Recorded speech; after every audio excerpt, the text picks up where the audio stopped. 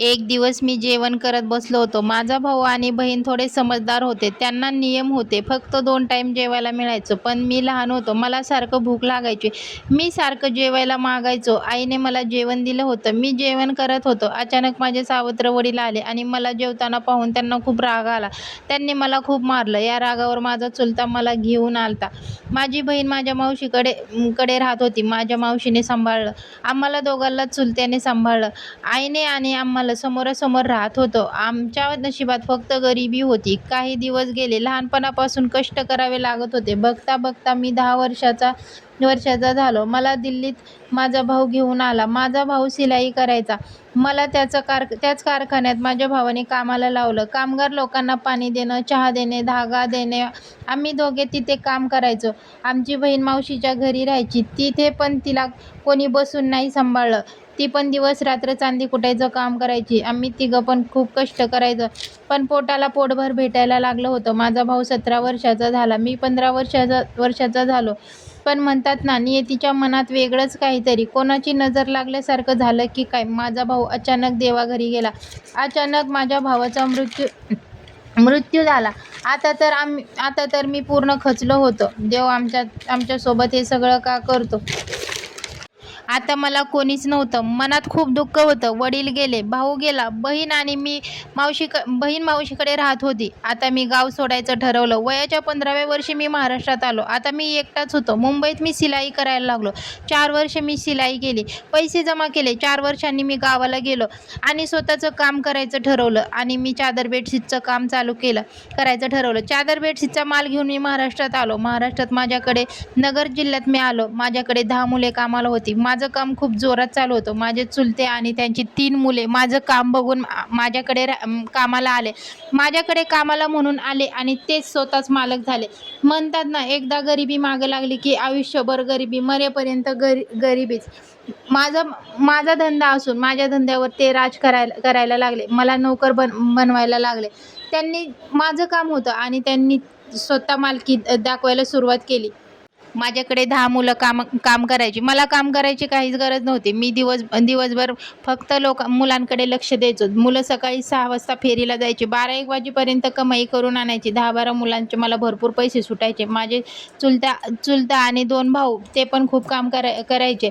काम केल्यानंतर ते स्वतः मालक बनायला लागले आणि नंतर मलाच हिशोब मागायला लागले. काही दिवसानंतर माझ्या बहिणीचं लग्न जमलं आणि माझ्या बहिणीचं लग्नाच्या अगोदर 6 महिने त्यांनी ठरवलं की एकत्र काम करायचं. ते मला म्हटले की आपण सगळे एकत्र काम करू. आता मला शेवटी त्यांनी सांभाळलेलं होतं. माझे ते चुलत भाऊ होते आणि चुलता होता. त्यांनी मला सांभाळलेलं होतं. मी त्यांना नाही बोलू शकलो नाही. मी म्हटलं ठीक आहे, आपण एकत्र काम करू.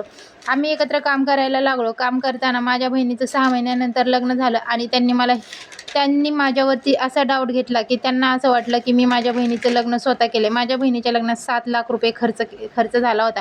पण तो तिने स्वतः केला होता काय, आणि स्वतः म्हणजे तिला ज्यांनी सांभाळलं होतं म्हणजे माझ्या मावशीने, त्यांनी पण खूप खर्च केला होता आणि ती लहानपणापासून पैसे जोडत होती. ती घरातच चांदी कुटायचं काम करत होती.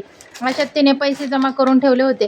मी तिला लग्नासाठी 1ही रुपया न देता माझ्यावर आरोप केले गेले. माझ्या बहिणीचे अकाउंट चेक केले, माझे अकाउंट चेक केले की तू पैशात कामात काहीतरी घोळ केलाय. माझा बिझनेस असताना त्यांनी तो हडपला. तिथून पण मी बाहेर निघलो. मी खचलो नाही. मी परत उभ्याने सुरुवात करायचं ठरवलं. मी माझ्या मित्राकडेच एक फेरी करायचं ठरवलं आणि मी तिथं परत फेरी करायला लागलो. माझ्या चुलते आणि माझे भाऊ सगळा धंदा दुसऱ्या गावात घेऊन गेले आणि मला हे असं धंद्यातून, जसं का गव्हातून किडा कसा बाहेर टाकतात तसा मला बाहेर काढून टाकला.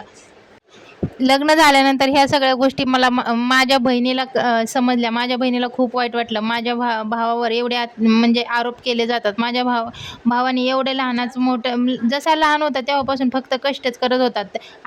बापाचा मार खाल्ला, उपाशी तपाशी दिवस काढले, म्हणजे किती हाल काढले, तरी पण शेवटी कुठंतरी सेटल व्हायच्या टायमाला परत त्याचा धंदा आहे म्हणजे त्याच्या तोंडातला घास हिसकावून घेतल्यासारखं ह्यांनी हिसकावून घेतला.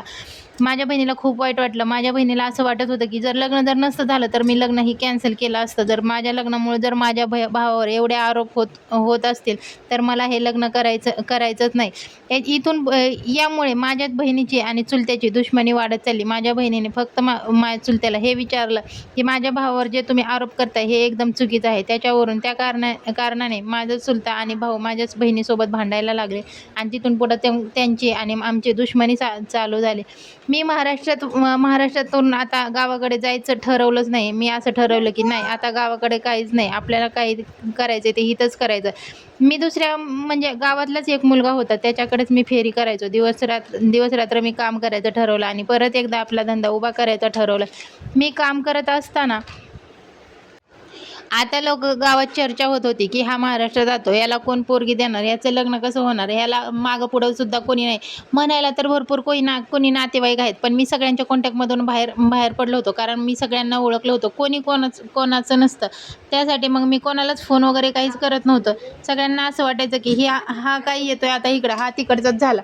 तर मग मला त्यांना तेच करून दाखवायचं होतं. ठीक आहे, असं तिकडचं तसं तिकडचं, त्यासाठी मला महाराष्ट्रातच काहीतरी करून दाखवायचं होतं. म्हणून मी परत एकदा मला महाराष्ट्रात धंदा उभा करायचा होता. म्हणून मी दिवस रात्र कष्ट करून पैसे जमा करत होतो. पण काही कारणाने माझा स्वभाव असा होता की कोणी अडचणीत असलं तर त्याला मला पाहावं वाटत नव्हतं. मग गावाकडून मुद्दाम काही चुलत्याच्या घरून फोन यायचे, इथे पैसे लागतात तिथे पैसे लागतात. मला ते पैसे देणं भाग पडत होतं कारण मला असं वाटत होतं बापाने सांभाळलं नाही पण मला चुलत्याने माझे सांभाळले. त्यासाठी मला असं वाटत होतं मी पण कुठेतरी मुलाचं कर्तव्य पार पाडावं. माझी पुढची कहाणी तुम्हाला माझ्या पुढच्या व्हिडिओमध्ये नक्की बघायला भेटेल. त्यासाठी माझ्या चॅनलला सबस्क्राईब करा आणि व्हिडिओला लाईक करा. हा व्हिडिओ जास्तीत जास्त शेअर करा जेणेकरून हा व्हिडिओ माझ्या म्हणजे वडिलांपर्यंत सुद्धा आणि माझ्या चुलत्यापर्यंत सुद्धा पोहोचायला पाहिजे. खरं तर त्यांना पण त्यांच्या चुकीची जाणीव समजली पाहिजे. मी आता सध्या तर महाराष्ट्रामध्ये सेट झालेलो आहे. माझं लग्न झालेलं आहे. मला 2 मुलंसुद्धा आहेत. मी तर महाराष्ट्रामध्ये सेट झालेलो आहे. पण शेवटी कसं असतं कुठंतरी मन दुखावलं गेलेलं आहे. शेवटी गाव ते गाव असतं. आज गावाकडे जायचं म्हटलं तरी कोणाकडे जायचं हा विचार फोन आला तर असं वाटतं की पुढची कहाणी तुम्ही माझ्या पुढच्या व्हिडिओमध्ये नक्की ऐका. थँक्यू.